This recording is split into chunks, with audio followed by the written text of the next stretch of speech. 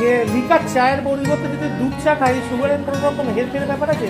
না, সুগারে দেখুন দুধের মধ্যে প্রোটিন আছে, তো আপনি দুধ চা খেতেই পারেন, কোনো অসুবিধা নেই। কিন্তু দুধের মধ্যেও ফ্যাট থাকে, মানে এই যে আমরা খাটাল থেকে বা গাইয়ের দুধ কিনে আনি, তো তার মধ্যে আপনি গরম করতে গেলেই বুঝতে পারবেন উপরে হলুদ হলুদ ভাসে, আমরা দেখতে পাই গোল গোল হলুদ হলুদ ভাসে, সেগুলো আর কিছু না, ফ্যাট, মানে মিল্কে যে ফ্যাট থাকে সেটা, মানে মিল্ক থেকেই তো বাটার ঘি এই জিনিসগুলো তৈরি হয়।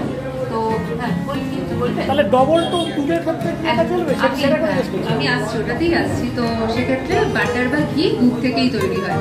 তো আমি চেষ্টা করব যে বাটার বা ঘি যে দুধে আছে, মানে আমি ডিরেক্ট গাইয়ের দুধ যেটা আনছি সেটাকে না খেয়ে ডাবল টোন মিল্ক বাজারে যে বিক্রি হয় প্যাকেট মিল্ক, সেই মিল্কটা এনে বাড়িতে দই বা ছানা এসব করে খাও, বা চায়ের মধ্যেও ইউজ করতে পারি, কোনো অসুবিধা নেই।